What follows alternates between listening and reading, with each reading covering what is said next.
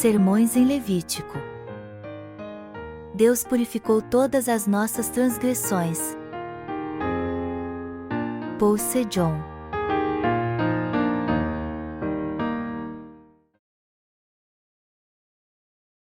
O que é o verdadeiro Evangelho? Levítico 1:9. Chamou o Senhor a Moisés e, da tenda da congregação, lhe disse: Fala aos filhos de Israel e dize-lhes: Quando algum de vós trouxer oferta ao Senhor, trareis a vossa oferta de gado, de rebanho ou de gado miúdo. Se a sua oferta for holocausto de gado, trará macho sem defeito, à porta da tenda da congregação o trará, para que o homem seja aceito perante o Senhor. E porá a mão sobre a cabeça do holocausto, para que seja aceito a favor dele, para a sua expiação. Depois, imolará o novilho perante o Senhor, e os filhos de Arão, os sacerdotes, apresentarão o sangue e o aspergirão ao redor sobre o altar que está diante da porta da tenda da congregação. Então, ele esfolará o holocausto e o cortará em seus pedaços. E os filhos de Arão, o sacerdote, porão fogo sobre o altar e porão em ordem lenha sobre o fogo. Também os filhos de Arão, os sacerdotes, colocarão em ordem os pedaços, a saber, a cabeça e o redenho, sobre a lenha que está no fogo sobre o altar. Porém as entranhas e as pernas, o sacerdote as lavará com água, e queimará tudo isso sobre o altar, é holocausto, oferta queimada, de aroma agradável ao Senhor. Hoje à noite eu quero responder à seguinte pergunta: o que é o Evangelho? Já faz 3 dias que estou em Seul e só hoje tirei um tempo para ir às compras. Eu devo estar parecendo cansado depois de andar tanto. Quando era garoto, eu ouvia dizer que era preciso pagar para olhar para os arranha-céus de Seul, e por isso não parava na frente de nenhum deles. É claro que era uma brincadeira, mas para um menino inocente parecia que era verdade. Então eu não olhava para prédio algum. Eu ficava com medo de fazer isso e alguém chegar perto de mim e me pedir dinheiro, dizendo: Para que andar você está olhando? Você tem ideia de quanto custa olhar para um andar? Mas depois eu descobri que não precisava pagar para olhar para os arranha-céus. Então eu ficava olhando para ver qual era o maior edifício de Seul e encontrei um que tinha 63 andares, e eu contei cada andar de baixo até em cima. Eu fiquei até tonto quando fiz isso. Hoje eu tenho plena certeza de que o Senhor apagou todos os meus pecados.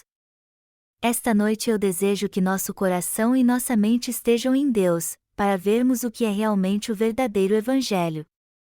Nestes últimos dias vemos que muitas pessoas creem em Jesus como seu Salvador.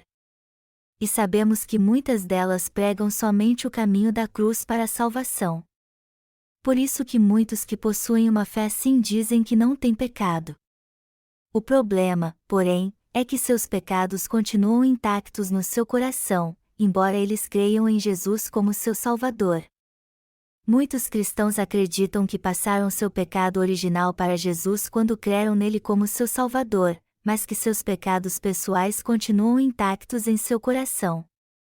O maior problema que os cristãos atuais enfrentam é que, embora creiam em Jesus, seu coração continua com pecado.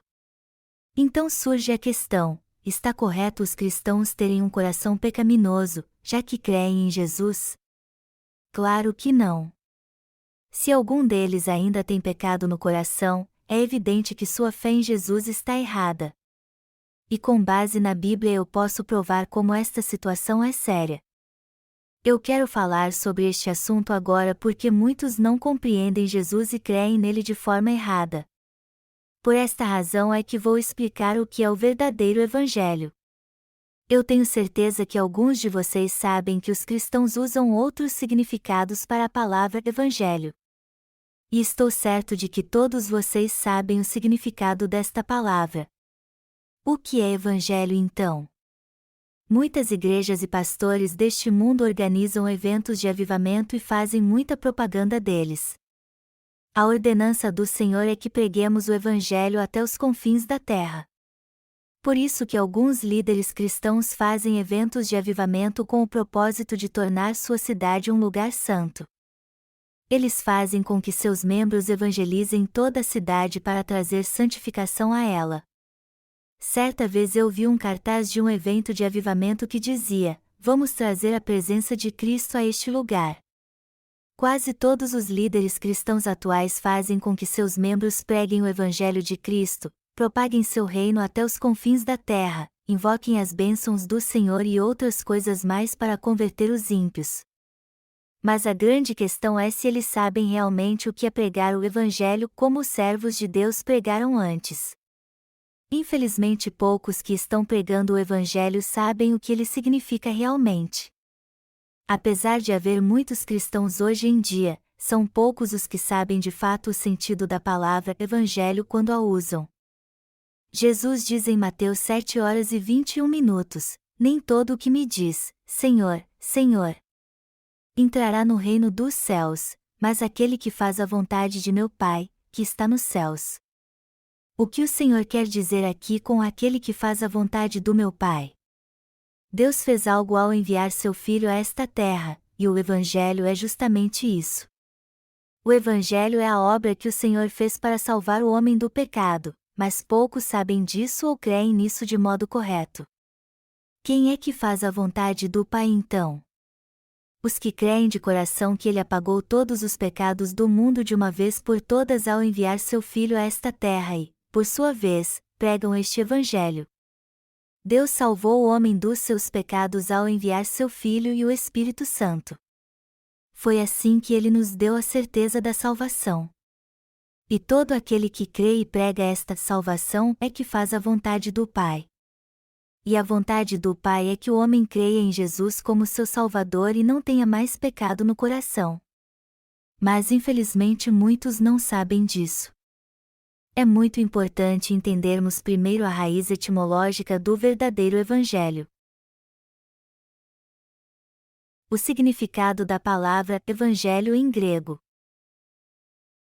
Evangelho significa boas novas e está intimamente ligado à palavra dunamis, que significa dinamite.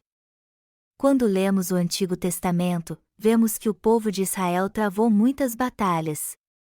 Por diversas vezes Israel foi invadido por nações vizinhas. Numa dessas ocasiões, a Síria invadiu Samaria com um grande exército e sitiou a cidade. E como o exército da Síria era muito poderoso, os israelitas não tinham condições de sair e enfrentá-los em campo aberto. Então eles se refugiaram dentro da cidade com medo e começou a faltar alimento. A cada dia a situação dentro da cidade ficava pior e houve uma grande fome. Como as tropas sírias haviam cercado a cidade e impedido a entrada de alimentos, o povo de Israel só comeria se seu exército saísse para a batalha ou se rendesse. Ao lermos 2 Reis 6, 24-33 e 7, 1, 20, vemos que naqueles dias havia 4 leprosos que ficavam na porta da cidade da Samaria. E por mais que a cidade estivesse em guerra, mesmo assim eles não puderam se refugiar dentro dela. Eles eram mendigos que viviam fora da cidade e sobreviviam de esmolas. Estes 4 leprosos que eram párias da sociedade também sofreram com a guerra e foram atingidos pela fome. Como não havia alimento, eles viram que não adiantava nada ficar onde estavam, pois morreriam de fome. Vendo então que morreriam de fome ou pelas mãos dos sírios, eles resolveram arriscar e se entregar a eles. Então entraram sorrateiramente no acampamento sírio esperando ser poupados e ainda conseguir algo para comer. Mas quando chegaram ao acampamento do inimigo, viram que todos os sírios haviam fugido. Então os leprosos entraram no acampamento, saciaram sua fome e perceberam que seriam punidos se não corressem para contar essa notícia maravilhosa em Samaria. E foi isso mesmo que eles fizeram. O povo na cidade, passando fome, morrendo de medo do inimigo e sabendo que morreria, se regozijou ao ouvir as boas novas trazidas pelos leprosos. Então foram correndo ao acampamento sírio, pegaram tudo o que havia ali e saciaram sua fome. Este é o Evangelho, as boas novas e a dinamite que a Bíblia fala. Todos que vivem neste mundo têm pecado no coração e com certeza morrerão por causa deles. No entanto, ao enviar seu Filho a esta terra, Deus apagou todos os nossos pecados com o Evangelho da água e do Espírito. Isso não é uma grande notícia então? Por isso que o Evangelho é chamado de boas novas e seu poder é como a dinamite. Já que somos seres humanos, todos nós somos pecadores aos olhos de Deus, e por isso deveríamos ser condenados e lançados no inferno. Mas o Pai apagou todas as nossas iniquidades, cada uma delas, ao enviar seu Filho a esta terra. E justamente isso são as boas novas, o Evangelho. Todos em Samaria estavam morrendo de fome porque o grande exército sírio sitiava a cidade. Mas Deus fez-se ouvir no arraial dos sírios um grande ruído dos exércitos celestiais, no que eles ficaram aterrorizados e fugiram. Tudo isso foi obra de Deus, como diz a Bíblia, isto é impossível aos homens, mas para Deus tudo é possível. Mateus 19h26. Deus fez com que se ouvisse um ruído ensurdecedor dos exércitos celestiais em todo o campo de batalha. Ele fez com que os sírios ouvissem o ruído de carros e cavalos, fazendo com que eles fugissem apavorados e deixassem tudo para trás. Quando os sírios ouviram o ruído de muitos carros e cavalos se aproximando, o barulho foi tão alto que eles disseram: Israel deve ter feito aliança com outras nações para nos atacar. Então fugiram rapidamente para salvar sua vida e deixaram para trás tudo no acampamento. Aquela situação com certeza levaria o povo de Samaria a morrer de fome, mas graças à obra maravilhosa de Deus, eles tiveram a oportunidade de começar uma nova vida. Como isso aconteceu? Foi através de um ruído estrondoso de Deus. Ele fez com que os sírios ficassem apavorados ao ouvir este ruído, deixassem tudo para trás e fugissem para seu país. Graças ao Senhor, o povo de Samaria venceu a batalha sem ter que lutar. Todos eles foram salvos da morte certa, da fome, da miséria e da maldição que os assolava. E o Evangelho é justamente isso. O que é o Evangelho? No grego se diz euangelion, que significa dinamite. O Evangelho é um poder explosivo, como a dinamite que explode um prédio inteiro e o deixa em ruínas. Este é o poder do Evangelho. Alguns de vocês devem estar pensando: quem não sabe como funciona a dinamite? O que há de novo nisso? Você não é o único que sabe disso, pois eu sei também. Mas há um propósito por trás do tema da dinamite. O que quero dizer é que, embora muitos neste mundo cometam vários pecados, Jesus apagou todos os pecados do mundo quando esteve aqui, foi batizado por João Batista e derramou seu sangue na cruz. O problema é que, apesar disso, muitos ainda têm pecado no coração, embora creiam em Jesus. E o que este problema revela? Que muitos cristãos não conhecem o poder do Evangelho da água e do Espírito, embora professem crer em Jesus como seu Salvador. E o mais trágico nisso tudo é que, embora a palavra Evangelho seja muito ouvida hoje em dia, poucos na verdade conhecem seu significado. O objetivo do meu sermão hoje é explicar o que de fato é o Evangelho. Por mais que confesse Jesus como seu Salvador, se ainda houver um pecado sequer em seu coração, isso quer dizer que o Evangelho em que você crê não é o Evangelho da água e do Espírito que Deus nos deu. As Escrituras, tanto o Antigo como o Novo Testamento, são a vara de medir da salvação. Ela é base para a remissão dos nossos pecados. Em outras palavras, o que a Bíblia diz que o Senhor fez para nos salvar dos nossos pecados é a base da nossa salvação. A obra da salvação que Deus realizou para nos salvar dos nossos pecados está escrita em Sua palavra, ou seja, nas Escrituras. Então podemos descobrir como fomos salvos lendo a Bíblia. Vamos ler as Escrituras agora passo a passo. Eu quero contar a vocês uma história engraçada. Antes de continuar então, me deem alguns minutos para contá-la. Uma parábola sobre conhecimento. Um jovem do interior foi para a cidade para estudar, e depois de completar o doutorado em filosofia, voltou para sua cidade natal. Ele era jovem quando deixou sua cidade, mas depois de completar seus estudos e voltar para lá, ele já tinha passado dos 30. E como era de se esperar, muitas pessoas que ele conhecia na cidade também cresceram e algumas já tinham até cabelos brancos. Para chegar à sua cidade, era preciso cruzar um rio de barco. E o dono do barco era um idoso que ele conhecia desde garoto. Ele então o cumprimentou educadamente, e quando o barqueiro lhe perguntou o que ele tinha feito todos aqueles anos, ele disse que tinha estudado na cidade e estava voltando porque havia terminado seu doutorado em filosofia. O idoso o parabenizou e o convidou para atravessar o rio em seu barco. O jovem doutorado entrou no barco e o idoso começou a remar. E enquanto remava, o barqueiro pensou: é maravilhoso saber que um jovem do nosso vilarejo foi para a cidade e agora está voltando com um diploma de doutor. Então o jovem doutor em filosofia perguntou a ele: o senhor sabe alguma coisa de filosofia? No que ele respondeu: não, eu não sei nada sobre isso. Então o jovem doutorado lhe disse: se não conhece filosofia, o senhor perdeu um quarto da sua vida. Ao ouvir isso, o idoso se sentiu muito ofendido e pensou: isso é um absurdo. Este rapaz é doutorado, mas isso não lhe dá o direito de me ofender assim. Apesar de se sentir ofendido, o idoso permaneceu calmo e não deixou transparecer sua indignação. Depois de alguns minutos, o jovem doutor lhe fez outra pergunta: o senhor conhece alguma coisa sobre literatura? Mas o idoso não disse nada e continuou remando o barco, pois obviamente não sabia nada de literatura. Então o jovem disse: é mesmo uma pena viver em meio a uma natureza tão exuberante e não saber nada de literatura. Se o senhor não conhece nada sobre literatura, metade da sua vida está perdida. Ao ouvir isso, o barqueiro se indignou e pensou: que imbecil! Eu o conheço desde que ele fazia xixi nas calças.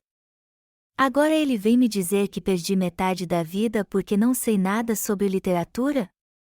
Que moleque arrogante! O jovem estava cheio de si, agindo com soberba só porque tinha um doutorado. O idoso aguentou todos os seus insultos, mas depois disso não se sentiu mais à vontade com ele.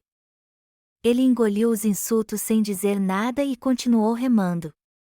O jovem então lhe fez outra pergunta: e a astronomia? O senhor sabe alguma coisa de astronomia? No que o barqueiro respondeu: não, eu não sei nada de astronomia. Você é um rapaz bem formado e gosta de ficar se gabando do seu conhecimento. Mas eu não sei nada de literatura, filosofia e astronomia. E já que não sei nada, pare de me fazer estas perguntas. Que pena que o senhor não sabe nada de astronomia.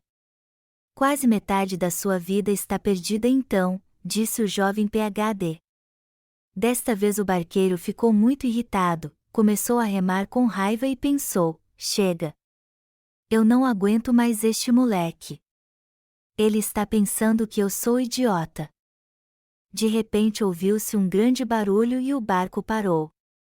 Ele bateu num banco de areia e a água começou a entrar pela rachadura no casco. Então o idoso perguntou ao jovem doutor: você sabe nadar? No que ele respondeu: não, eu não sei nadar. Assim. Então sua vida toda vai acabar agora. Eu estou indo embora. Se vire. Esta história nos traz uma lição. Do que adianta termos tanto conhecimento secular em filosofia, literatura e astronomia se estivermos nos afogando? Isso não vai valer mais nada se morrermos. Se não sabemos nadar, é certo que vamos morrer se cairmos num rio. Por mais que tenhamos conhecimento em filosofia, literatura e astronomia, isso vale alguma coisa quando queremos atravessar um rio? Se cruzarmos um rio violento de barco e cairmos nele, precisaremos nadar para nos salvar. Muitos cristãos hoje são como o jovem doutorado da história. Seu barco é a educação, contudo, por mais que sejam doutorados em teologia, filosofia ou literatura, isso vale alguma coisa, já que não conhecem o Evangelho da água e do Espírito e não creem nele. Apesar de crerem em Jesus, eles continuarão sendo pecadores. E por mais que creiam em Jesus, também não podem se livrar dos seus pecados. É justamente por isso que eles se esforçam tanto para se purificar seus pecados pessoais e não conseguem. Muitos pastores e teólogos das igrejas cristãs odiernas não podem pregar o Evangelho da água e do Espírito, que tem poder para purificar todos os pecados deles e de seus membros. E já que não conhecem este Evangelho, que é a justiça de Deus, eles não podem resolver o problema que sua igreja tem com o pecado com o poder da dinamite que há nele. E a graduação destes pastores não vale nada. Por mais que tenham doutorado em literatura, filosofia ou astronomia, eles não podem afirmar à sua igreja que o Senhor tirou todos os seus pecados com o Evangelho da água e do Espírito. Por isso que eles não fazem diferença alguma na vida dos pecadores. E os que frequentam suas igrejas têm uma grande chance de ir para o inferno, pois apesar de crer em Jesus, ainda têm pecado no coração. Estes cristãos creem mesmo em Jesus, mas sua fé está totalmente errada. E por mais que sejam assíduos na igreja, façam obras sociais, honrem seu pastor e sejam fiéis nas suas ofertas, isso não adianta nada. É muito importante que você frequente uma igreja que ensine de modo bem claro o Evangelho da água e do Espírito, por mais que ela seja pastoreada por alguém que não seja muito reconhecido no mundo. Infelizmente há muitas igrejas hoje em dia que não ensinam corretamente como receber a remissão de pecados por meio do Evangelho da água e do Espírito. Do que adianta haver 100 milhões de igrejas neste mundo se poucas delas ensinam este Evangelho? Isso é o mesmo que se ter inúmeros médicos mas nenhum deles poder curar os enfermos. Do que adianta ter tantos médicos então? Por isso que é imprescindível aprendermos o Evangelho da água e do Espírito e pregá-lo a todos que estão espiritualmente doentes, a fim de que seus pecados sejam remidos de uma vez por todas. Há muitos anos, durante a guerra na Coreia, muitas pessoas deixaram a cidade grande para se refugiar em pequenas cabanas no interior. Depois da guerra, muitos estrangeiros vieram para ajudar na reconstrução da nação. Muitos deles, ao chegar de avião à noite, ficavam impressionados com nossos arranha-céus. O que eles sabiam da Coreia é que era um país muito pobre, onde o povo passava fome, e por isso ficaram maravilhados como um país tão pobre havia construído edifícios tão altos. Mas quando acordavam de manhã e deixavam o hotel, eles viam que os arranha-céus na verdade eram cabanas construídas nas montanhas. As luzes que eles viam do avião não eram dos grandes edifícios, mas das cabanas. Havia muitas cabanas nas montanhas que pareciam arranha-céus na época em que a Coreia era um país muito pobre. Hoje há tantos arranha-céus de verdade na Coreia que os estrangeiros a chamam de Nova Jerusalém. O cristianismo cresceu tanto aqui que seus líderes hoje afirmam que a Coreia tem o dever de evangelizar o mundo. Há inúmeras igrejas em todo o mundo hoje em dia, mas como não pregam o Evangelho da água e do Espírito, elas não servem para nada. Há incontáveis cristãos neste mundo que confessam crer em Jesus como seu Salvador, só que a maioria deles ainda tem pecado no coração, embora sejam muito dedicados e frequentem os cultos assiduamente. Dizem que de todos os cristãos do mundo, os da Coreia são os mais fervorosos. Dizem também que ninguém é mais assíduo aos cultos matinais do que os coreanos. A Coreia é o único país do mundo onde se ora abertamente pelas ofertas de ação de graças e dízimos da igreja. É comum aqui os pastores dizerem durante o culto o nome dos membros que ofertaram para uma obra específica e orar por eles abertamente. É até válido que os crentes sejam gratos a Deus, mas é uma perda de tempo orar por cada um que deu uma oferta específica. Se o pastor fizer isso, sobrará algum tempo para pregar o Evangelho da água e do Espírito? O que eu quero dizer aqui é que todos os pastores e todas as igrejas devem pregar o Evangelho da água e do Espírito em primeiro lugar e acima de tudo. Mas infelizmente não é isso que está acontecendo. E eu falei um pouco da situação das igrejas na Coreia para enfatizar isso. Como eu disse antes, os cristãos coreanos são muito dedicados no que diz respeito a frequentar os cultos. E eles choram facilmente quando estão adorando a Deus. E não é exagero dizer dentre todos os cristãos deste mundo, os cristãos coreanos são os que mais choram. Eles choram copiosamente durante os cultos. Porque ainda há pecado no seu coração então e eles não receberam a remissão de pecados, já que choram tanto nos cultos e se dedicam tanto às orações de arrependimento. Se você é um cristão como este, do que adianta frequentar a igreja então? Você pode ter tido um grande pastor, mas o que isso lhe trouxe de bom, já que você ainda tem pecado no coração? Será que isso está acontecendo apenas na Coreia ou no mundo todo? Todo o mundo tem visto isso. A decadência espiritual que tem assolado a Coreia atualmente também está acontecendo no mundo inteiro, o que é uma prova clara de que Satanás tem enganado a muitos com suas mentiras. Nenhum de nós deve ser enganado pela fé falsa que Satanás nos oferece, muito menos deixar ser enganado por ele. Para isso, eu exorto vocês a descobrir na palavra de Deus que sua justiça é de fato o evangelho da água e do Espírito. Eu também oro para que esta descoberta leve cada um de vocês a receber todas as bênçãos que o Senhor tem a oferecer. Não tem problema algum não sabermos filosofia. Quem se importa se não sabemos filosofia? Podemos muito bem pensar e dialogar com qualquer um sem precisar disso.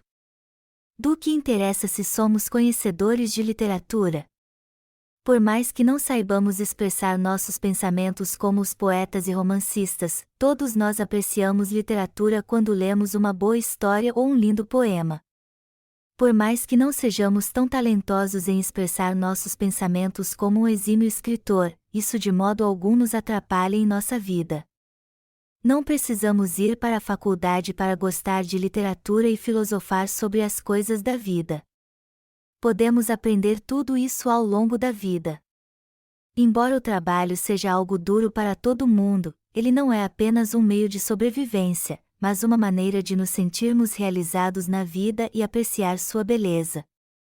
O trabalho em nossa vida tem um sentido muito mais profundo do que toda a literatura e filosofia que aprendemos na escola. Por mais que não possamos expressar nossos sentimentos em palavras, isso não significa que não temos conhecimento de literatura. E de astronomia? Você acha que não sabemos nada de astronomia? Eu estou certo de que quando éramos crianças, muitos de nós olhávamos para o céu nas noites de verão e contávamos as estrelas até ficar com sono. Muitos de nós conhecem o nome de pelo menos uma constelação, como a Via Láctea. Então não somos totalmente ignorantes em relação à astronomia. Além do mais, ninguém precisa ser um expert em astronomia para viver. Afinal de contas, o jovem doutorado da história, depois de insultar o barqueiro com seu conhecimento e fazê-lo parecer um homem ignorante, descobriu que não adiantou nada saber literatura ou filosofia quando o barco estava afundando e ele ia se afogar por não saber nadar. O que aconteceria àquele jovem se o barqueiro não o salvasse? Ele teria se afogado. Assim como é de conhecimento de todos que precisamos saber nadar para sobrevivermos nas águas, temos que conhecer o Evangelho da Justiça de Deus revelado em Sua Palavra, ou seja, o Evangelho da Água e do Espírito, para recebermos a salvação. Também temos que crer nele.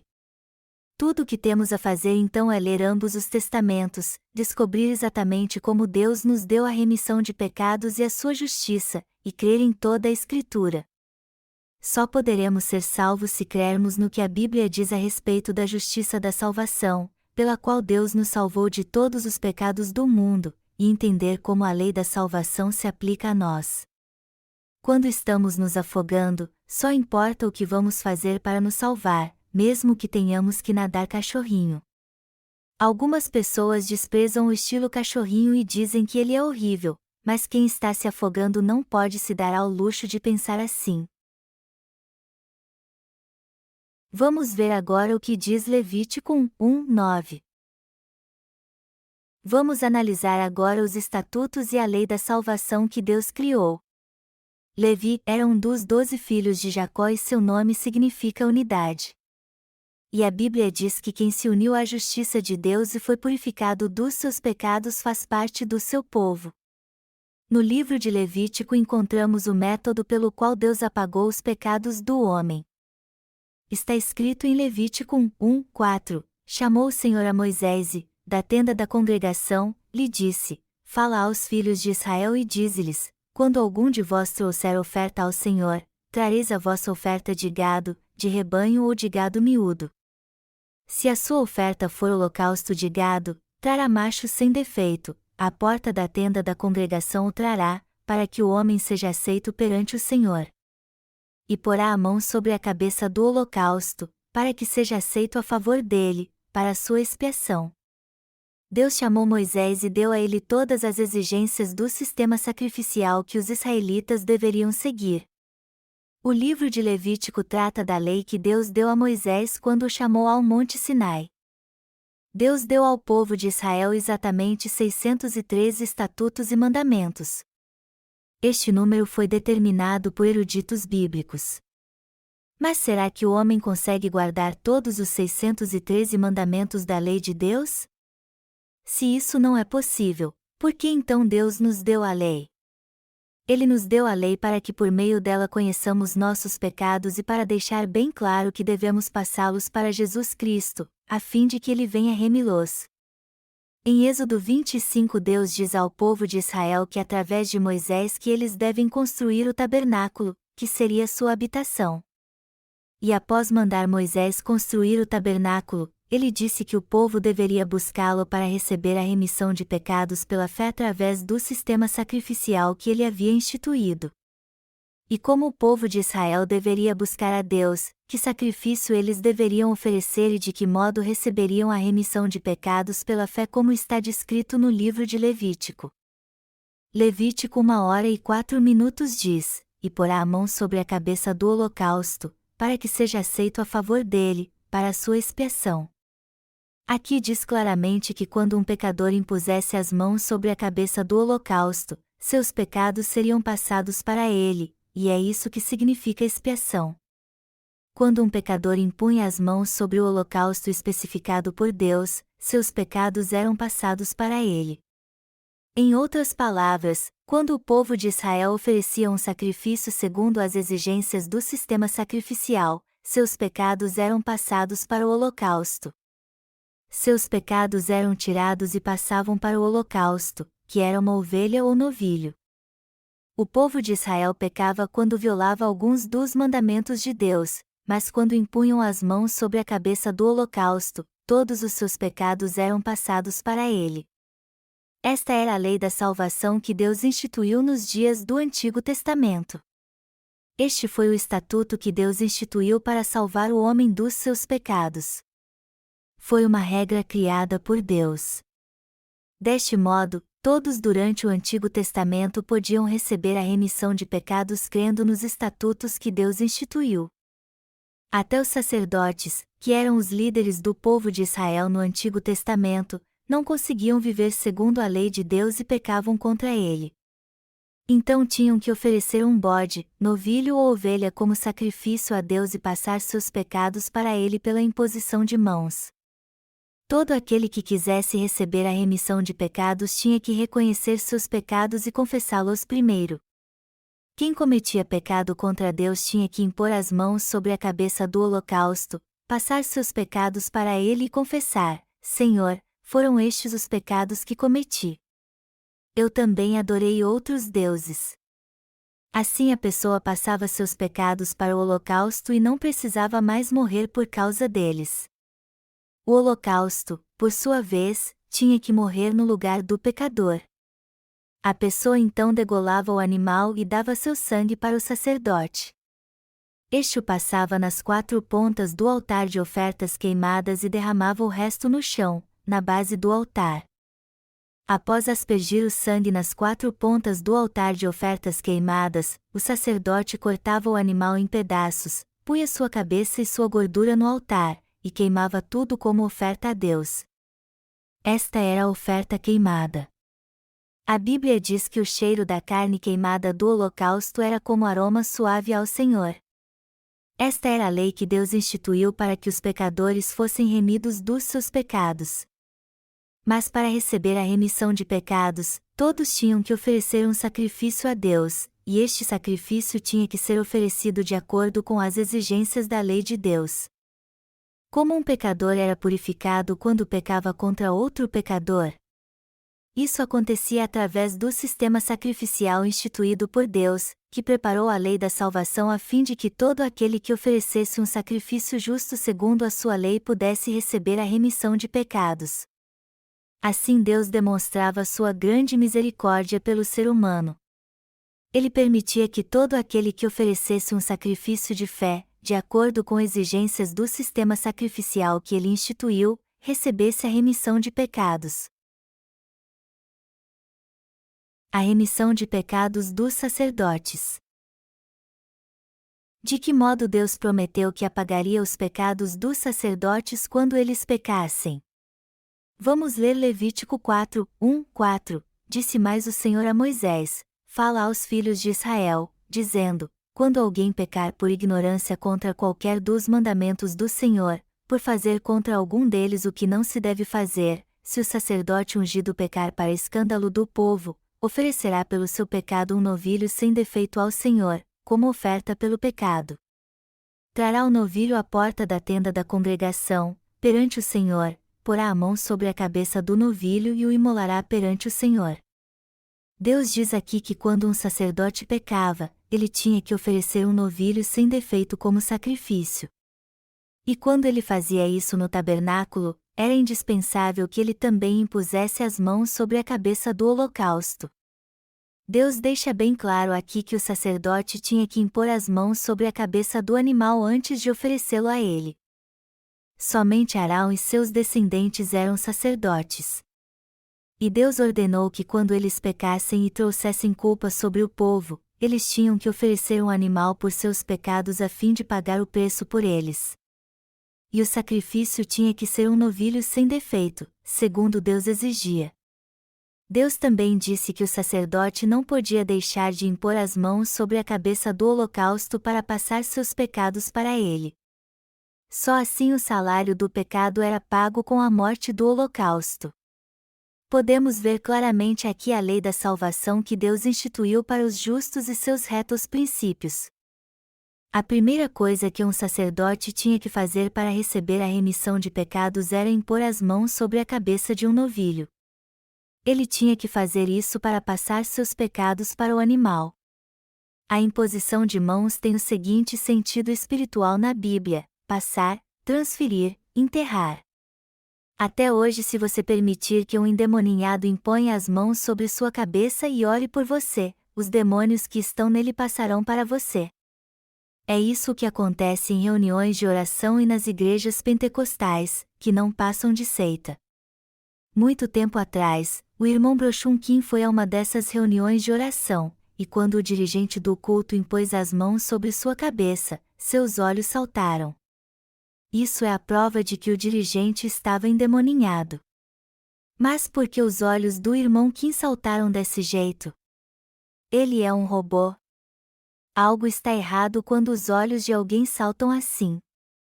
E esta é a prova de que o dirigente daquele culto estava endemoninhado, que um espírito maligno passou para o irmão Kim quando ele impôs as mãos sobre sua cabeça.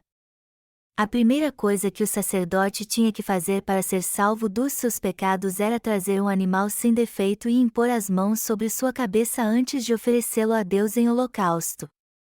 Segundo, ele tinha que derramar o sangue do animal, passá-lo nas 4 pontas do altar de ofertas queimadas, e depois derramar o resto no chão.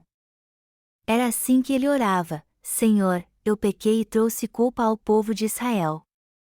Agora então eu imponho as mãos sobre o holocausto e passo meus pecados para ele. Sei que, segundo a tua lei, eu teria que morrer por causa dos meus pecados, mas tu preparaste um holocausto para levá-los. Obrigado por este sacrifício, Senhor. Ao invés de morrer, eu trago-te um novilho e passo meus pecados para ele impondo as mãos sobre sua cabeça segundo os estatutos que tu instituíste para que eu recebesse a remissão de pecados. Aqui está o sangue do animal que morreu em meu lugar. Depois disso, o sacerdote cortava o animal em pedaços, o colocava sobre o altar de ofertas queimadas e o oferecia a Deus segundo as exigências do sistema sacrificial instituído por ele. Era assim que o sacerdote oferecia sacrifício para a remissão dos seus pecados. No 10º dia do 7º mês, no dia da expiação, o sumo sacerdote primeiro sacrificava um novilho pelos seus pecados e da sua família segundo as exigências do sistema sacrificial instituído por Deus. Quando oferecia este sacrifício, ele passava o sangue do animal nas pontas do altar de incenso dentro do lugar santo e aspergia o resto sobre a arca da aliança, que também é conhecida como propiciatório. O número 7 é o número de Deus. E neste dia, o sumo sacerdote podia ter certeza que seus pecados e os da sua família haviam sido remidos por Deus e dizia: Senhor, eu tinha que morrer por causa dos meus pecados, mas este animal levará todos eles, pois seu sangue será derramado e ele morrerá em meu lugar. Olhe para este sangue, Senhor. Do mesmo modo, as ofertas que damos a Deus têm que estar de acordo com as exigências do sistema sacrificial instituído por ele. E não há outro modo de fazer isso. Recebemos a remissão de pecados conforme Deus determinou que os pecadores a recebam. Os sacerdotes tinham certeza que não havia mais pecado em seu coração quando diziam a Deus: Senhor, eu ofereci meu sacrifício segundo tu determinaste. Este animal morreu por mim. Olhe para o sangue dele. Era assim que os sacerdotes tinham a certeza no coração que haviam recebido a remissão de pecados. Amados irmãos, o que nos leva a receber a remissão de pecados não é a maneira que nos sentimos em determinado momento da nossa vida. Ao contrário, somos salvos quando temos conhecimento e discernimento da justiça de Deus e do seu amor misericordioso. A remissão de pecados não é algo emocional, muito menos algo que sentimentos em nossa mente. Mais importante do que nossas emoções e consciência é o cumprimento do justo amor de Deus, pelo qual recebemos a remissão de pecados. Receber a remissão de pecados não é algo emocional, mas do coração. Se nossa consciência for culpada, não podemos receber a remissão de pecados. E o que aconteceria se houvesse pecado em nosso coração? Teríamos que pagar o salário por estes pecados. Melhor dizendo, teríamos que oferecer algum tipo de sacrifício por eles. Agora, se este salário fosse pago por alguém com seu sacrifício, nossa consciência estaria tranquila e nosso coração purificado de todos os pecados. Por isso que Deus ordenou que o sacerdote que pecasse oferecesse um novilho sem defeito, impusesse as mãos sobre sua cabeça, o degolasse e derramasse seu sangue, e o aspergisse 7 vezes diante do lugar santo. Isso significa que só não temos pecado perante Deus quando oferecemos um sacrifício pelos nossos pecados, pois este sacrifício é a prova de que o animal sacrificado morreu em nosso lugar. A Bíblia diz que o sacerdote tinha que passar o sangue do holocausto nos pontas do altar de incenso. E todo sacerdote intercedia pelo povo. Está escrito: também daquele sangue porá o sacerdote sobre os chifres do altar do incenso aromático, perante o Senhor, altar que está na tenda da congregação, e todo o restante do sangue do novilho derramará à base do altar do holocausto, que está à porta da tenda da congregação. Levítico 4h07. O sacerdote passava o sangue do holocausto nas pontas do altar de incenso, e isso representava suas orações pelo povo de Israel.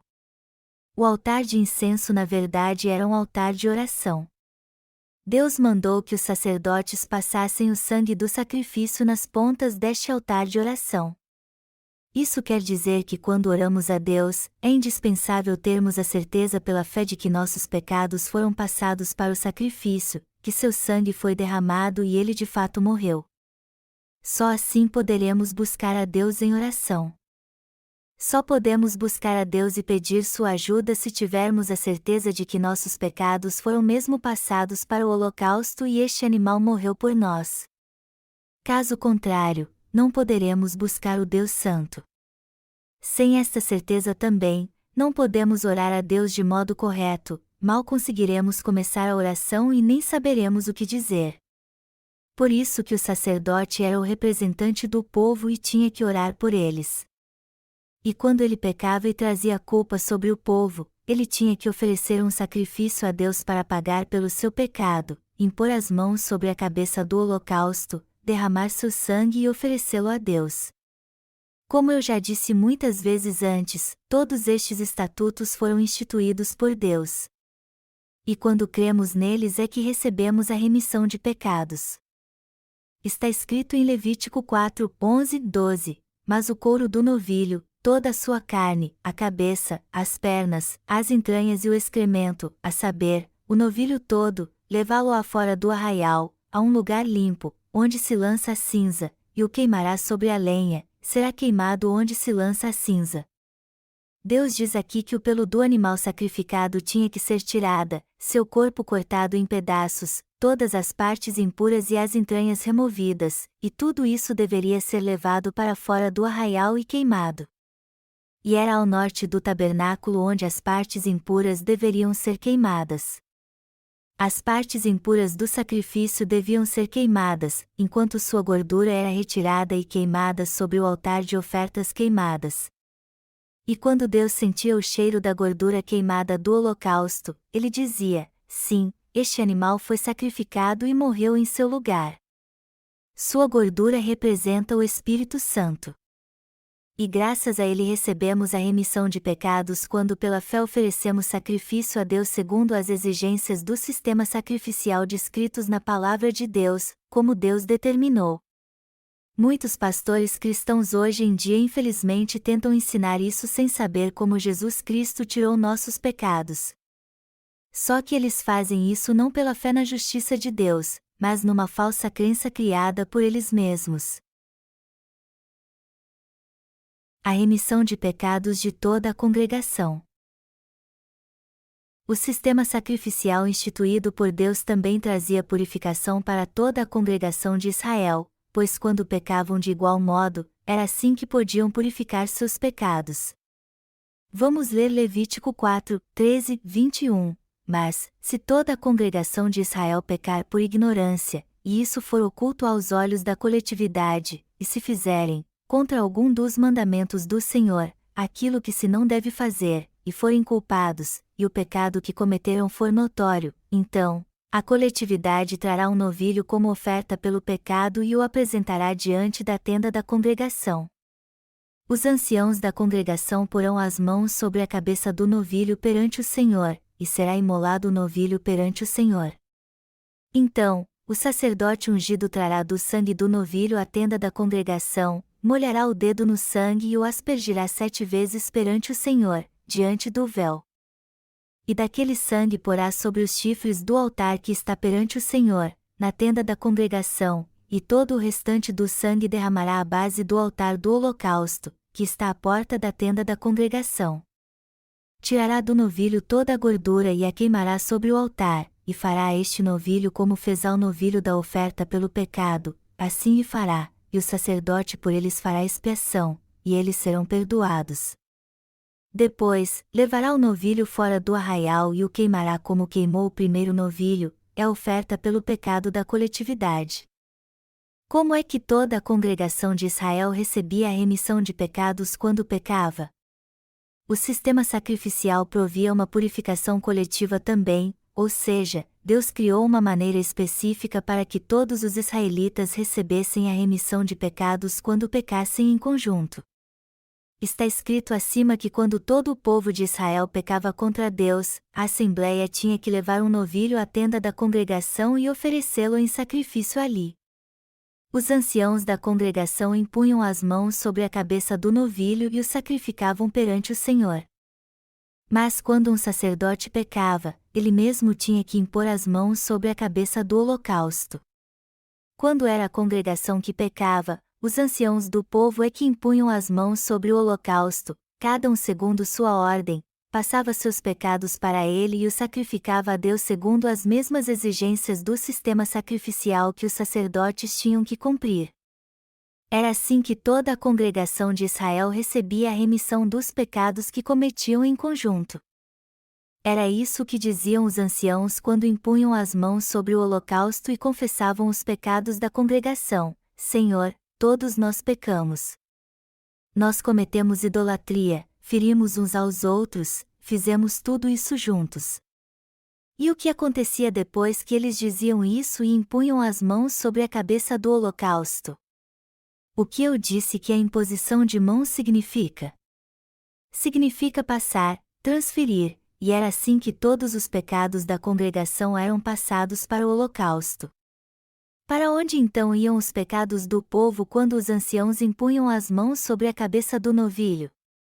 Eles eram passados para a cabeça do animal e ali permaneciam. A congregação então pegava o novilho que havia recebido seus pecados e o sacrificava a Deus. Depois o sangue deste animal era colocado numa vasilha. E quando ele era oferecido a Deus, toda a congregação recebia a remissão de pecados. Este sacrifício tinha que ser oferecido da mesma forma do que era oferecido pelo pecado dos sacerdotes. Assim como os sacerdotes faziam para si mesmos, eles tinham que oferecer o sacrifício a Deus aspergindo seu sangue e depois queimando toda sua gordura e sua carne para que toda a congregação recebesse a remissão de pecados.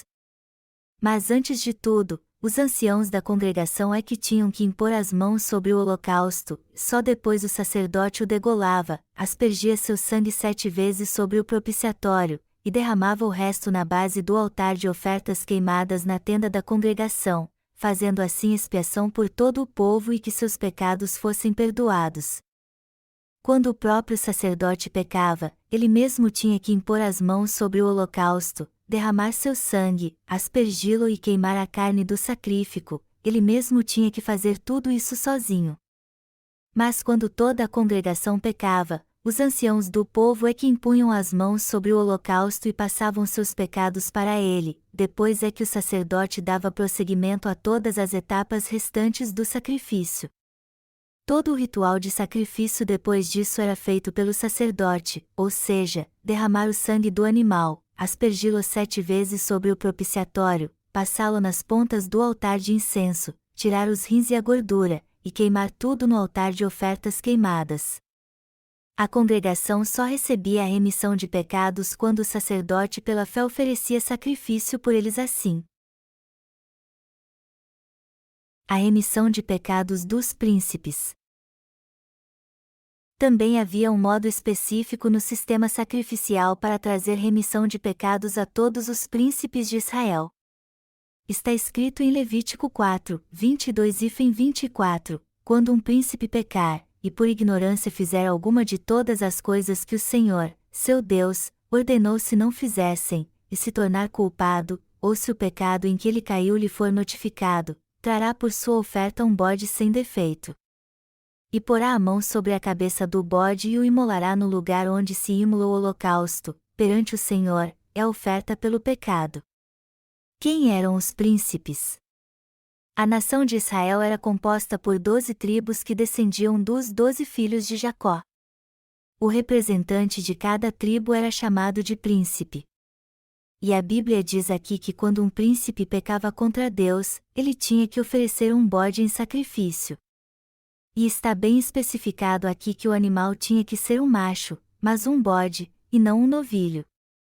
Também está escrito que quando um príncipe pecava, ele tinha que impor as mãos sobre a cabeça de um bode tirado das cabras, e porá a mão sobre a cabeça do bode e o imolará no lugar onde se imola o holocausto, perante o Senhor, é oferta pelo pecado. Levítico 4 horas e 24 minutos.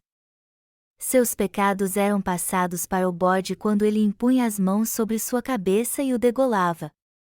E quando o sacerdote ministrava o restante do sacrifício, os pecados do príncipe eram todos purificados. As Escrituras dizem em Levítico 4, 25 e 26, então, o sacerdote, com o dedo, tomará do sangue da oferta pelo pecado e o porá sobre os chifres do altar do holocausto, e todo o restante do sangue derramará à base do altar do holocausto. Toda a gordura da oferta, queimá-la-á sobre o altar, como a gordura do sacrifício pacífico, assim, o sacerdote fará expiação por ele, no tocante ao seu pecado, e este lhe será perdoado. Está escrito aqui que apesar de o príncipe impor as mãos sobre a cabeça do holocausto, degolá-lo e derramar seu sangue, o restante do sacrifício tinha que ser ministrado pelo sacerdote. Mas quando o próprio sacerdote pecava, ele mesmo tinha que impor as mãos sobre o animal. Como acontecia com os anciãos da congregação, o príncipe passava seus pecados para o holocausto impondo as mãos sobre sua cabeça e degolava o animal, mas o sacerdote é que ministrava o restante do ritual. Era assim que o povo do Antigo Testamento recebia a remissão de pecados. Sacrifícios pelas pessoas comuns. Vamos ver agora como os pecados das pessoas comuns eram purificados quando elas pecavam. Está escrito em Levítico 4, 27 e 30, se qualquer pessoa do povo da terra pecar por ignorância, por fazer alguma das coisas que o Senhor ordenou se não fizessem, e se tornar culpada, ou se o pecado em que ela caiu lhe for notificado, trará por sua oferta uma cabra sem defeito, pelo pecado que cometeu. E porá a mão sobre a cabeça da oferta pelo pecado e a imolará no lugar do holocausto. Então, o sacerdote, com o dedo, tomará do sangue da oferta e o porá sobre os chifres do altar do holocausto, e todo o restante do sangue derramará à base do altar. Como os pecados das pessoas comuns eram purificados quando elas pecavam? O que vemos aqui não são os príncipes, os sacerdotes, os anciãos ou representantes da congregação, mas pessoas comuns. Como então e que sacrifício as levava a receber a remissão de pecados quando pecavam contra Deus? Está escrito: se qualquer pessoa do povo da terra pecar por ignorância, por fazer alguma das coisas que o Senhor ordenou se não fizessem, e se tornar culpada, ou se o pecado em que ela caiu lhe for notificado. Todos nós não pecamos ao longo da vida? Claro que sim. Às vezes somos levados a pensar que estamos fazendo a coisa certa, mas com o tempo vemos que na verdade estamos pecando contra Deus. É assim que muitos pecam involuntariamente. No culto matinal eu disse que o coração do homem por natureza é cheio de pecado. Por isso que ninguém consegue deixar de pecar, por mais que queira, pois todos nasceram e vivem neste mundo num estado pecaminoso. Assim como macieiras produzem maçãs e laranjeiras produzem laranjas, já que todo ser humano nasceu neste mundo em pecado, é impossível não cometermos todo tipo de pecado. Como descendentes de Adão, todos nós fomos concebidos em pecado e nascemos em iniquidade.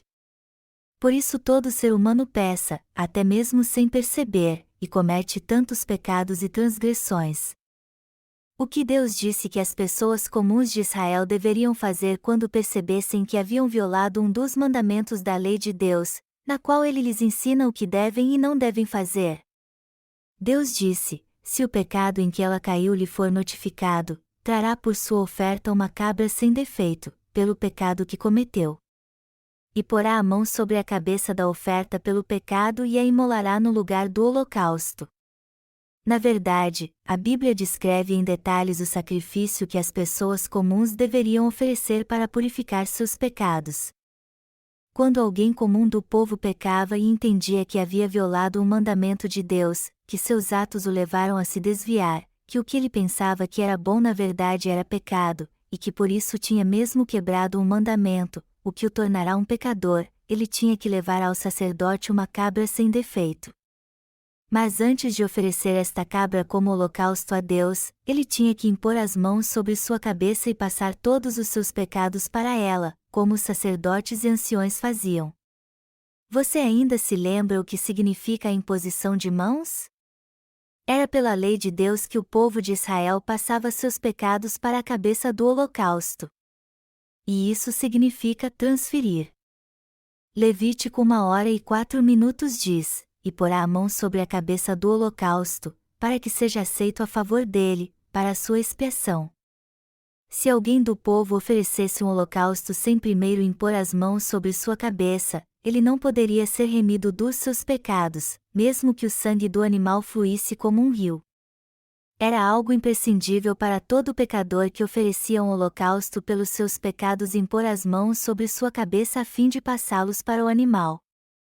Antes de entregar o animal ao sacerdote, era absolutamente necessário que o pecador impusesse as mãos sobre sua cabeça segundo as exigências do sistema sacrificial instituído por Deus. Então o sacerdote pegava o sangue do animal e ministrava o restante do ritual. Só depois disso é que o pecador recebia de Deus a remissão de pecados e voltava em paz para casa. Eram as pessoas comuns que impunham as mãos sobre o holocausto, mas quem o degolava no altar de ofertas queimadas era o sacerdote. O animal era sacrificado no lugar do pecador e morria pelos seus pecados. Era ele que recebia seus pecados e morria pelos pecadores. O livro de Levítico é o primeiro no Antigo Testamento a mostrar o propósito pelo qual o povo de Israel criava gado, que era usá-los como sacrifício pelos seus pecados. Está escrito que se alguém matasse um bode ou ovelha em outra cidade, ele tinha que ser condenado como um assassino que havia derramado sangue. Dentre os animais puros como ovelhas e bodes, todos que não tinham defeito eram usados pelo povo de Israel para a remissão dos seus pecados. Os israelitas ofereciam estes animais a Deus como propiciação pelos seus pecados. Eles passavam seus pecados para estes animais impondo as mãos sobre eles e, deste modo, eles eram degolados e condenados perante Deus. O povo de Israel usava gado como ovelhas e bodes para a purificação dos seus pecados com a permissão de Deus. Vamos analisar novamente a imposição de mãos. A imposição de mãos é muito importante, por isso vamos analisá-la mais uma vez para entendermos bem como o povo de Israel usava este método para passar seus pecados para o holocausto. Levítico 1h04 diz: "E porá a mão sobre a cabeça do holocausto, para que seja aceito a favor dele, para a sua expiação." Foi assim que Deus disse que Moisés e o povo de Israel deveriam impor as mãos sobre o holocausto. Vocês não podem deixar de impor as mãos sobre o holocausto. Se não fizerem isso, vocês não poderão receber a remissão de pecados. Não se esqueçam disso. Foi este o estatuto do sistema sacrificial que Deus instituiu para que o povo de Israel recebesse a remissão de pecados. Para recapitularmos então, quando alguém do povo pecava, ele tinha que impor as mãos sobre o holocausto e entregá-lo ao sacerdote. Este então passava o sangue do animal nas 4 pontas do altar de ofertas queimadas. E segundo os estatutos, também era passado no altar de incenso em favor dos sacerdotes e do povo também. Tudo era feito assim porque era dever do líder orar pelo povo. Todos os sacerdotes tinham o dever de orar pelo povo. Por isso que o sangue do sacrifício tinha que ser passado no altar de incenso. Mas antes de fazer isso, os sacerdotes precisavam ter certeza de que Deus havia remido seus pecados. E hoje nós é que somos os sacerdotes. Para orarmos a Deus então, precisamos ter plena certeza no coração de que recebemos a remissão de pecados. Só podemos orar se soubermos como Deus cuidou dos nossos pecados e nossa consciência estiver tranquila quanto a isso. Nenhum de nós deve dizer que Jesus remiu nossos pecados só na cruz. Para que nossos pecados sejam todos apagados, precisamos crer que João Batista impôs mesmo a mão sobre Jesus antes de ele ser condenado à cruz. Só assim poderemos orar a Deus com a consciência tranquila. Deus disse que somente o sumo sacerdote faria expiação nos pontas do altar de incenso. E era neste altar onde ele orava a Deus, e era sobre suas pontas que Deus disse que se faria expiação. Quando isso era feito no 10º dia do 7º mês, no dia da expiação, todos os pecados do povo de Israel eram apagados de uma vez e eles podiam estar na presença de Deus com a consciência tranquila. A remissão de pecados não é algo que recebemos todos os dias. Isso acontecia com o povo de Israel através do sistema sacrificial, mas Levítico 16 também diz que havia uma forma de receber a remissão dos pecados anuais. Este sacrifício do dia da expiação era uma figura da eterna remissão de pecados que seria dada a todos nós. Assim como o povo de Israel recebia a remissão dos pecados anuais através do sacrifício do dia da expiação no Antigo Testamento, Jesus Cristo ofereceu o eterno sacrifício por nós nos dias do Novo Testamento. E assim como os israelitas impunham as mãos sobre o holocausto no Antigo Testamento, João Batista também impôs as mãos sobre a cabeça de Jesus antes de batizá-lo. Este é o princípio do sistema sacrificial que Deus instituiu. Está escrito em Levítico 4, 30, 31. Então, o sacerdote, com o dedo, tomará do sangue da oferta e o porá sobre os chifres do altar do holocausto, e todo o restante do sangue derramará à base do altar. Tirará toda a gordura, como se tira a gordura do sacrifício pacífico, o sacerdote a queimará sobre o altar como aroma agradável ao Senhor, e o sacerdote fará expiação pela pessoa, e lhe será perdoado. Quando alguém do povo entregava um animal ao sacerdote após impor as mãos sobre sua cabeça, ele o degolava, derramava seu sangue e passava nas pontas do altar de ofertas queimadas. Neste altar o holocausto era queimado e oferecido a Deus. Em outras palavras, este era o lugar do julgamento dos pecadores. As 4 pontas do altar de ofertas queimadas. As pontas deste altar é um símbolo do livro das obras citado em Apocalipse. O livro das obras está no reino dos céus, enquanto o livro da consciência está no coração do homem.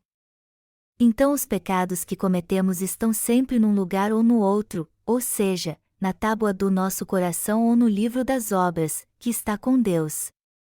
Sendo assim, temos que alcançar a remissão de pecados em ambas as dimensões. Só poderemos receber a perfeita remissão de pecados se tivermos plena convicção que nossos pecados foram remidos destas 2 maneiras. Agora, se acharmos que podemos receber a remissão de pecados de qualquer maneira, isso com toda certeza não vai acontecer. Por isso que o sacerdote punha o sangue nas pontas do altar de ofertas queimadas. Apocalipse 20h12. Vi também os mortos, os grandes e os pequenos, postos em pé diante do trono. Então, se abriram livros. Ainda outro livro, o livro da vida, foi aberto. E os mortos foram julgados, segundo as suas obras, conforme o que se achava escrito nos livros. Quando finalmente estivermos diante de Deus para o julgamento do grande trono branco, haverá ali 2 livros, o livro da vida e o livro das obras. Os que receberam a remissão de pecados, que se tornaram justos enquanto viviam nesta terra e cujo coração não tem mais nenhum pecado perante Deus, inclusive na sua consciência, verão seu nome escrito no livro da vida. Por outro lado, aqueles cujo coração ainda tem pecado e não receberam a remissão de pecados, embora creiam em Jesus, não verão seu nome escrito no livro da vida. Todos os pecados que cometemos estão gravados no livro das obras. Por isso que todo pecador que se apresentar diante de Deus não poderá dizer que é justo. Muitos cristãos pecadores dizem que são justos baseados na doutrina da sua denominação, não é assim que Deus os vê quando eles o buscam em oração. Portanto, eles não podem dizer que são justos.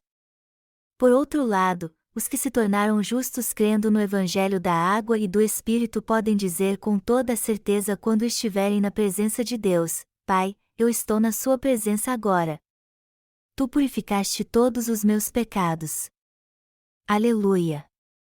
Obrigado, Senhor! Assim como tu purificavas os pecados anuais do povo de Israel de uma vez por todas, fizeste a mesma coisa com os pecados eternos deste mundo quando foste batizado. Eu creio na tua justiça, creio que tu remiste meus pecados como tu disseste. Tu levaste meus pecados de uma vez por todas quando foste batizado por João Batista. Podemos chamar a Deus de Pai sem medo algum quando o buscamos em oração. Apesar de termos muitas falhas, nos alegramos por Jesus Cristo ter apagado todos os pecados deste mundo de uma vez ao ser batizado e derramado seu sangue. E também oramos a Ele com toda a confiança e alegria porque temos certeza do que Ele fez por nós. Quando os justos oram por Ele, pelos outros ou por algum propósito eles fazem isso com a certeza da salvação e da remissão de pecados. E isso é uma verdade na vida de todos que receberam de Deus a eterna remissão de pecados crendo no Evangelho da água e do Espírito. Amados irmãos, Deus disse que o povo de Israel passasse o sangue do holocausto nas pontas do altar de ofertas queimadas. E as pontas deste altar simbolizam o livro do juízo. E como todos os pecados estão escritos neste livro, Deus disse que os israelitas deveriam passar o sangue do sacrifício nas pontas do altar de ofertas queimadas, a fim de tornar justos os que fizessem isso pela fé. A vida da carne está no sangue, como está escrito no Antigo Testamento, porque a vida da carne está no sangue. Eu vô-lo tenho dado sobre o altar, para fazer expiação pela vossa alma, porquanto é o sangue que fará expiação em virtude da vida. Levítico 17h11. O versículo 14 diz: portanto, a vida de toda a carne é o seu sangue, e por isso, tenho dito aos filhos de Israel: não comereis o sangue de nenhuma carne, porque a vida de toda a carne é o seu sangue, qualquer que o comer será eliminado. Deus diz claramente aqui que a vida da carne está no sangue. Por isso que todos os pecadores tinham que oferecer a Deus um sacrifício específico e passar seus pecados para ele impondo as mãos sobre sua cabeça. O sacerdote então oferecia o sacrifício no lugar do pecador para purificar seus pecados, derramava o sangue do animal e o passava nas pontas do altar de ofertas queimadas. Passar o sangue do sacrifício nas pontas do altar de ofertas queimadas era o mesmo que demonstrar, pela fé no livro das obras citado em Apocalipse, que o salário do pecado tinha sido totalmente pago. E o pecador podia dizer a Deus: Senhor, olhe para este sangue. Já que tua lei declara que o salário do pecado é a morte, todo o salário pelos meus pecados foi pago quando eu impus as mãos sobre o holocausto e derramei seu sangue. Por isso que o sangue do sacrifício das pessoas comuns era passado nas pontas do altar de ofertas queimadas. Já que o holocausto recebia as iniquidades pela imposição de mãos, seu sangue era derramado e ele morria pelo pecador, daí por diante Deus não mais o condenava pelos seus pecados. E é justamente por isso que dizemos que Deus é o Deus da justiça. Apesar de ser um Deus rigoroso, também podemos dizer que Ele é um Deus justo e de misericórdia. E Ele ama a todos. O certo era que Deus destruísse todos que tinham pecado, era direito dele fazer isso. Mas Ele purificou todos os nossos pecados através do sistema sacrificial. Apesar que o ser humano tolere os pecados uns dos outros, Deus não pode fazer vista grossa a isso porque é santo. Só que por ter amado o homem de tal maneira, Deus deu um jeito que ele passasse seus pecados para o holocausto e que este animal fosse condenado em seu lugar. Assim ele livrou a todos que tinham fé na remissão dos seus pecados. Em suma, Deus salvou os pecadores através da sua lei justa e santa. Por isso que Deus ordenou no Antigo Testamento que depois que o sangue do holocausto fosse passado nas pontas do altar de ofertas queimadas, o resto fosse derramado na base do altar. O chão do tabernáculo era composto de terra e sujeira. Na Bíblia, a terra se refere ao coração do homem. E o termo do pó ao pó descreve bem o que é a vida. O sacerdote derramava o sangue do sacrifício no chão do tabernáculo. Imagine então quanto sangue foi derramado ali nos dias do Antigo Testamento. O sangue de todos os animais sacrificados fluía como um rio, sem falar no cheiro. O átrio do tabernáculo, onde ficava o altar de ofertas queimadas, não era exatamente um lugar bonito. Havia muito cheiro de sangue, fumaça, carne queimada, tudo resultado de muitos animais que eram sacrificados e depois queimados para a purificação de pecados. Ao norte do tabernáculo os sacerdotes queimavam as partes imundas dos animais, como sua pele e as entranhas. No altar de ofertas queimadas, por sua vez, eram queimados a gordura, os rins e pedaços da carne. O lugar então ficava com muito cheiro de carne queimada e fumaça. E o fato de os animais serem queimados assim representa a condenação do pecado. E todos que eram separados para o sacrifício com certeza eram queimados. Quando vemos o sangue do animal sacrificado no tabernáculo, sabemos que ele foi morto no lugar de alguém. O pecador impunha as mãos sobre o holocausto e este animal morria derramando seu sangue no lugar do pecador. E o restante do rito cerimonial era realizado pelo sacerdote em favor do pecador. Este, contudo, não podia deixar de impor as mãos sobre a cabeça do holocausto. Todos que pecavam tinham que oferecer um dos 4 sacrifícios, dependendo se era uma pessoa comum da congregação, um príncipe ou sacerdote.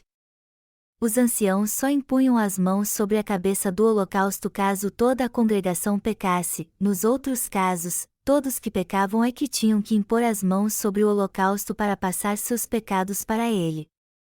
O que tudo isso significa?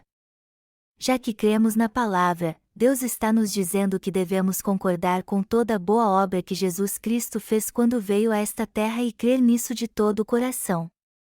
Apesar de Jesus ter morrido na cruz, sua morte não teria sentido algum se ele não tivesse antes sido batizado por João Batista.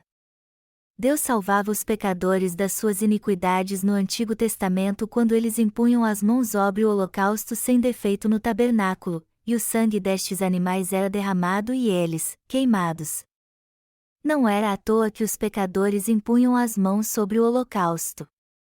Por isso que, antes de ser crucificado, Jesus Cristo teve que ser batizado por João Batista, algo semelhante à imposição de mãos do Antigo Testamento.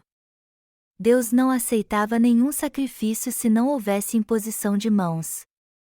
A Bíblia diz que ele só aceitava a oferta quando isso acontecia. O Antigo Testamento diz que os sacerdotes faziam expiação pelos pecadores e estes, por sua vez, eram perdoados.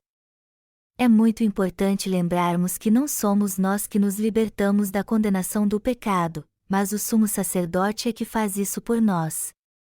A única coisa que devemos fazer como pecadores é impor as mãos sobre o holocausto e passar nossos pecados para ele. Quem cuida do resto em favor dos pecadores é o sumo sacerdote. É muito importante nos lembrarmos disso.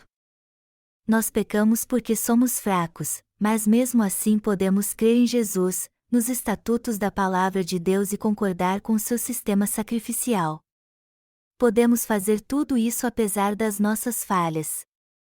O Senhor pagou o salário dos nossos pecados, foi batizado por João Batista, derramou seu sangue na cruz, se sacrificou por nós e ressuscitou dos mortos, tudo isso ele fez por nós.